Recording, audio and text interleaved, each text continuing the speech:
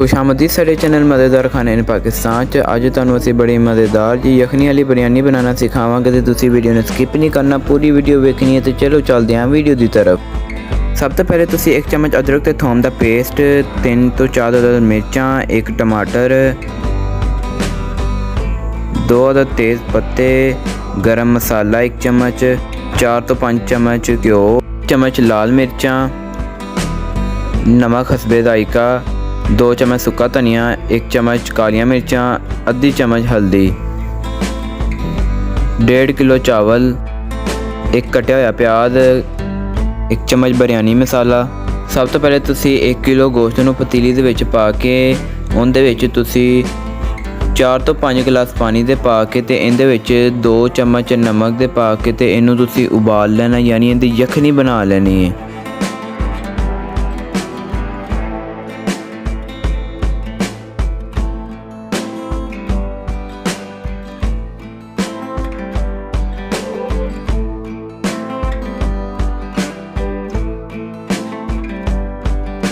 ਹੁਣ एक पतीली ਦੇ ਵਿੱਚ 4 ਤੋਂ 5 ਚਮਚ ਘਿਓ ਦੇ ਪਾ ਕੇ ਇਹਦੇ ਵਿੱਚ ਇੱਕ ਪਿਆਜ਼ ਪਾ ਦੇਣਾ ਤੇ ਉਹਨੂੰ ਲਾਈਟ ਬਰਾਊਨ ਕਰ ਲੈਣਾ ਹੈ।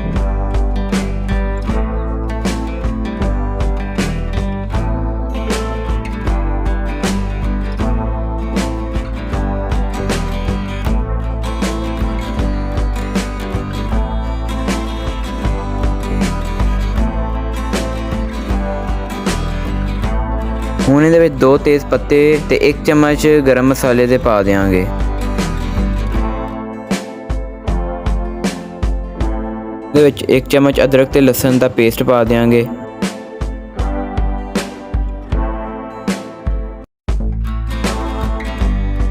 ਹੁਣ 2 चम्मच लाल मिर्चां, 3 चम्मच नमक, 2 चम्मच सुक्का धनिया, 1 चम्मच काली मिर्च ਤੇ आधी चम्मच हल्दी ਦੀ ਪਾ ਦਿਆਂਗੇ।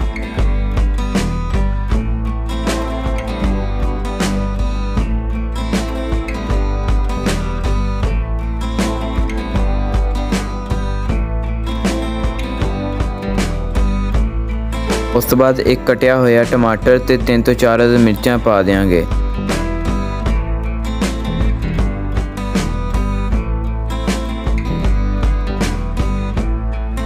हुण इहदे विच 1 चम्मच बिरयानी मसाला पा देंगे।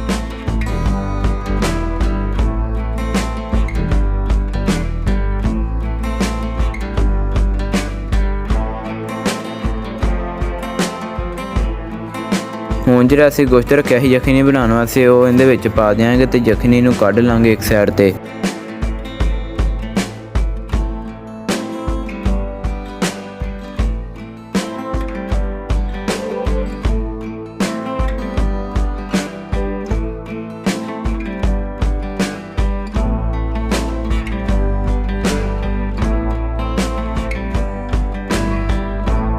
ਹੁਣ ਇਹਦੇ ਵਿੱਚ ਜਿਹੜੀ ਸਾਡੀ ਯਖਨੀ ਬਚੀ ਸੀ ਉਹ ਅਸੀਂ ਪਾ ਦਿਆਂਗੇ।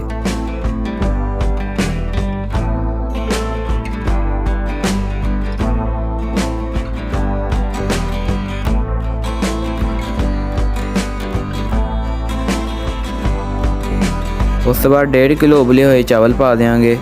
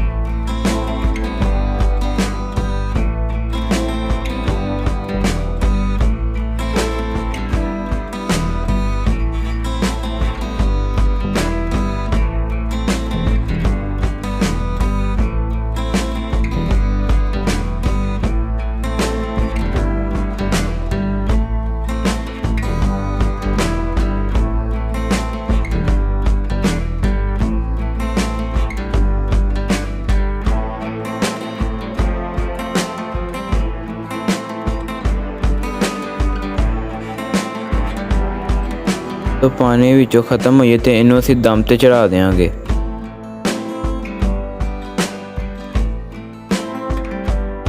ਜੀ ਮਜ਼ੇਦਾਰ ਜੀ ਅਖਣੀ ਵਾਲੀ ਬਿਰਿਆਨੀ ਸਾਡੀ ਤਿਆਰ ਹੋ ਚੁੱਕੀ ਹੈ। ਤੇ ਅਗਰ ਤੁਹਾਨੂੰ ਇਹ ਰੈਸਿਪੀ ਪਸੰਦ ਆਈ ਹੈ ਤੇ ਸਾਡੀ ਵੀਡੀਓ ਨੂੰ ਲਾਈਕ ਕਰੋ। ਤੇ ਅਗਰ ਤੁਸੀਂ ਸਾਡੇ ਚੈਨਲ ਮਜ਼ੇਦਾਰ ਖਾਣੇ ਇਨ ਪਾਕਿਸਤਾਨ ਤੇ ਪਹਿਲੀ ਦਫਾ ਆਏ ਹੋ ਤੇ ਸਾਡੇ ਚੈਨਲ ਮਜ਼ੇਦਾਰ ਖਾਣੇ ਇਨ ਪਾਕਿਸਤਾਨ ਨੂੰ ਸਬਸਕ੍ਰਾਈਬ ਕਰੋ ਤੇ ਨਾਲ ਦੇ ਘੰਟੀ ਦੇ ਬਟਨ ਨੂੰ ਦਬਾ ਕੇ ਆਲ ਤੇ ਕਲਿੱਕ ਕਰ ਦਿਓ ਤਾਂ ਕਿ ਨਵੀਂ ਆਉਣ ਵਾਲੀਆਂ ਵੀਡੀਓਜ਼ ਤੁਹਾਡੇ ਤੱਕ ਸਭ ਤੋਂ ਪਹਿਲੇ ਪਹੁੰਚ ਸਕੇ।